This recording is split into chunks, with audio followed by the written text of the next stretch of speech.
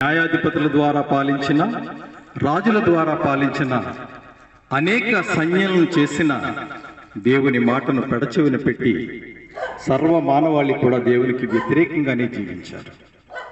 అది చూసి చలించిపోయిన దేవుడు తన ఏకైక కుమారుని ఈ లోకానికి పంపించి ఈ లోకంలో నశించిపోయినటువంటి జనులను వెతికి రక్షించటానికి తన కుమారుని శిలువపై బలిగా అర్పించాడు.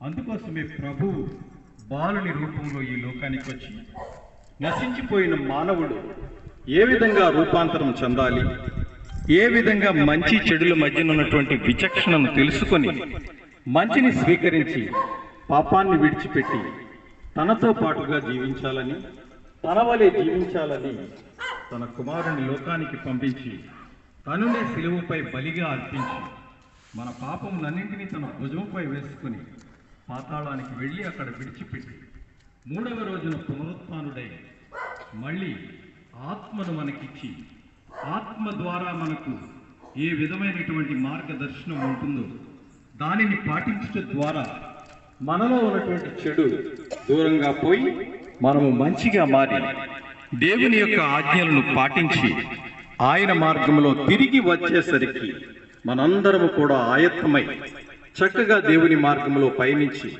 తిరిగి ఆయనతో పాటు స్వర్గంలో ఉండాలని దేవాది దేవుని యొక్క తలంపు. ఆ తలంపును మనము నెరవేర్చాలి అంటే దేవుడిచ్చిన ఆజ్ఞలను తూచా తప్పకుండా పాటించాలి. దేవుని యొక్క అనుగ్రహాన్ని మనం పొందుకోవాలి. అలా పొందుకోవాలి అంటే మనలో ఉన్నటువంటి లోకంలో ఉన్నటువంటి ఆశలకు మనం దూరంగా జీవించాలి.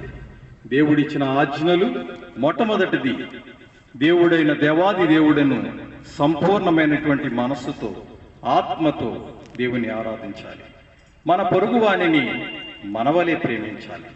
అప్పుడే దేవాది దేవుని యొక్క ప్రేమ, కరుణ, కృప మనపై ఉంటుంది. మనం అర్హులమని కాదు కానీ కేవలం ఆయన కృప వలన మాత్రమే మనము ఈ మానవ జీవితాన్ని దినదినము గడుపుతూ ఉన్నాం. ఈ జీవితంలో మనం ముందుకు సాగాలి అంటే ఖచ్చితంగా చెడును విడిచిపెట్టాల్సినటువంటి ఆవశ్యకత ఉన్నది.